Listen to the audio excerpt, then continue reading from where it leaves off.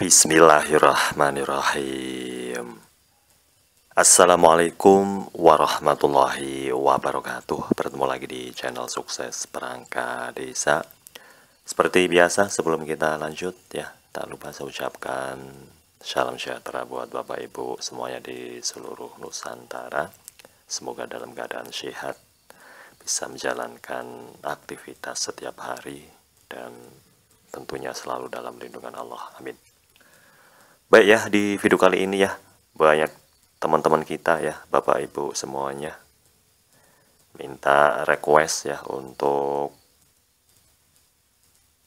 materi soal ujian perangkat desa terbaru ya. Di sini ada 100 soal ya. Nanti kita bagi ke beberapa bagian ya. Dan buat Bapak Ibu yang minat PDF-nya ya secara gratis, Bapak Ibu bisa gabung di Telegram channel. Linknya ada di deskripsi video. Nanti langsung chat saja. Mohon support, mohon dukungannya untuk subscribe, like, komen, dan share ya. Sebelum dan sudahnya saya ucapkan banyak terima kasih. Baik, langsung saja ya kita bahas ya untuk bagian pertama ya, terkait dengan 100 soal ujian perangkat desa tentang pengetahuan umum. Nomor 1. Tanggal 28 Oktober merupakan hari A. A. Hari Batik, B. Hari Sumpah Pemuda, C. Hari Pahlawan, D. Hari Nasional. E. Jawaban A, B, C, dan D salah semua. Jawaban yang tepat adalah ya, B ya, Hari Sumpah Pemuda ya. Jadi tanggal 28 Oktober itu merupakan Hari Sumpah Pemuda. Lanjut nomor 2. Siapakah yang menciptakan lagu Satu Nusa Satu Bangsa ya? Satu Nusa Satu Bangsa. Baik, langsung A. W.R. Supratman, B. Ismail Marzuki, C. Kusbini, D. Liberty Manik, E. Ibu Sud. Jawaban yang tepat adalah ya, yang D ya, Liberty Manik. Nomor 3. Perangkat desa yang bertugas tentang pertanahan adalah ya, tupoksi daripada perangkat desa ya. Ini terkait dengan pertanahan. A. Kades atau kepala desa, B. Sekdes atau sekretaris desa atau sebutan lain carik ya, C. Kasih pemerintahan, D. Kaur keuangan, E. Kasih pelayanan. Yang tepat adalah ya, betul, C ya, Kasih pemerintahan. Nomor 4. Insinyur Soekarno dalam sidang BPUPKI pertama mengusulkan rumusan Pancasila, yaitu A. Nasionalisme internasional atau peri kemanusiaan, mufakat, kesejahteraan sosial, B. Nasionalisme, ketuhanan yang Maha Esa dan peri kemanusiaan, kebangsaan Indonesia, C. Kesejahteraan sosial, internasionalisme, nasionalisme, dan peri kemanusiaan serta ketuhanan, D. Internasionalisme, nasionalisme, mufakat, demokrasi, dan ketuhanan, E. Gotong royong, ketuhanan, kerakyatan, dan nasionalisme serta demokrasi ya. Ini adalah mengusulkan ya, Insinyur Soekarno dalam sidang BPUPKI yang pertama ya, itu mengusulkan perubahan Pancasila, yaitu ya, yang E ya. Jadi tentang gotong royong, kemudian ketuhanan, kemudian kerakyatan, nasionalisme, dan demokrasi. Nomor 5. Norma pertama dalam tata hukum Indonesia adalah A. Dekret Presiden, B. Proklamasi Kemerdekaan, C. Ketetapan MPR, D. Pembukaan UUD 1945, E. Pancasila. norma pertama dalam tata hukum Indonesia? Yang tepat adalah yang D ya, pembukaan UUD 1945. Lanjut nomor 6. Hubungan antara Pancasila dan proklamasi kemerdekaan adalah A. Pancasila memberi motivasi perjuangan kemerdekaan. B. Pancasila menjadi dasar perumusan teks proklamasi. C. Teks proklamasi dirumuskan bersamaan dengan Pancasila. D. Proklamasi kemerdekaan menjadi dasar berlakunya Pancasila. E. Nilai Pancasila dan proklamasi kemerdekaan adalah sama. Yang tepat adalah ya yang D ya.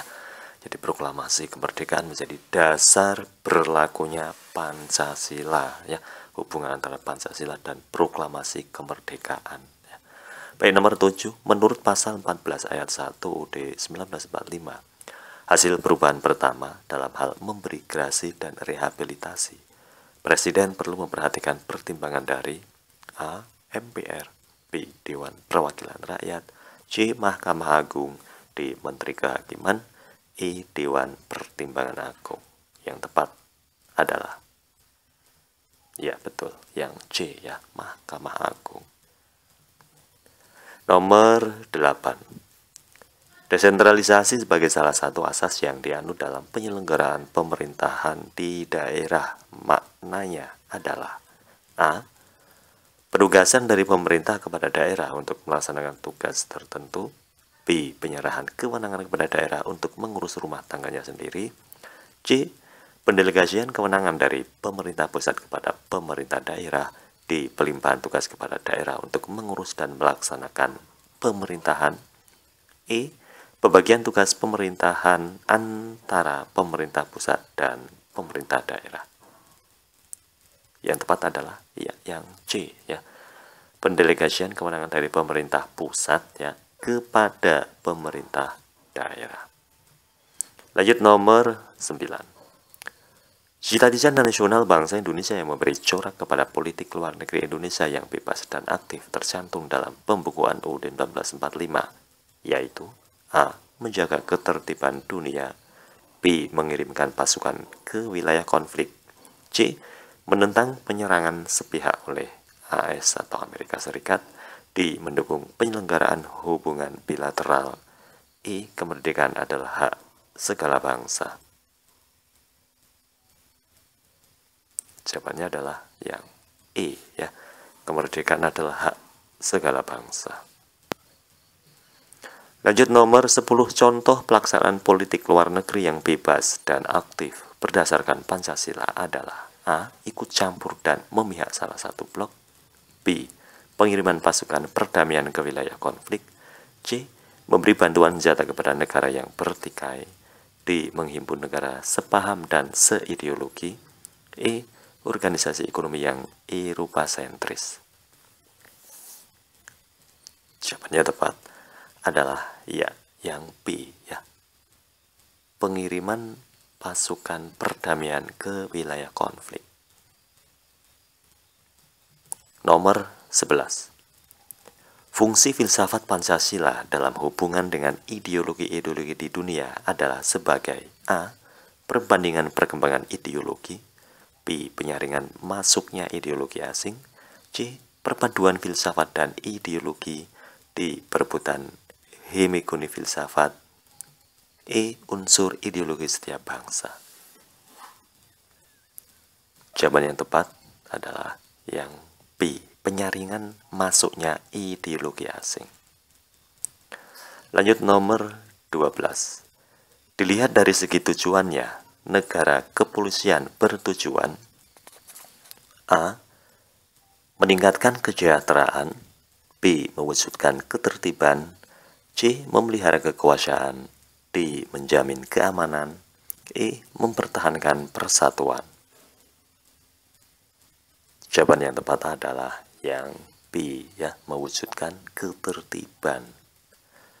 Baik, lanjut nomor 13. Apabila didasarkan pada ajaran Trias Politika yang dikenal dengan teori pemisahan kekuasaan negara, maka penetapan APBN menurut Undang-Undang Dasar 1945 merupakan campur tangan?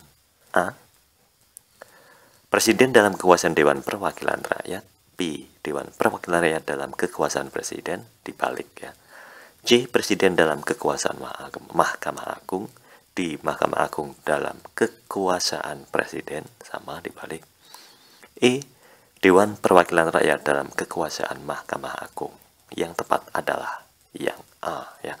Presiden dalam kekuasaan DPR atau Dewan Perwakilan Rakyat. Nomor 14. Jika dibandingkan dengan kabinet parlementer, kelebihan kabinet presidentil adalah dalam hal A.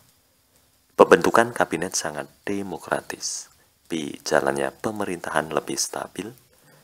C. Para menteri bertanggung jawab secara kolektif. D. Para menteri dapat diganti sewaktu-waktu.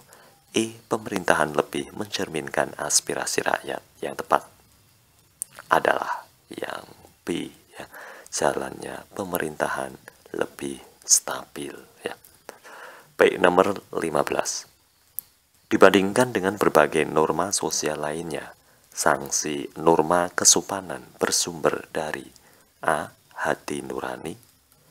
B. Masyarakat. C. Tuhan. D. Lembaga sosial. E. Negara. Jawaban yang tepat adalah ya yang A ya, dari hati nurani ya. Baik, terima kasih. Nanti kita lanjut ya ke bagian 2 ya. Buat Bapak Ibu sekali lagi yang minat PDF-nya bisa gabung di Telegram channel ya. Link ada di deskripsi video. Baik, terima kasih. Semoga bermanfaat. Jangan lupa untuk like, comment, dan share, dan tetap semangat. Salam sukses berjamaah. Akhirul kalam. Assalamualaikum warahmatullahi wabarakatuh.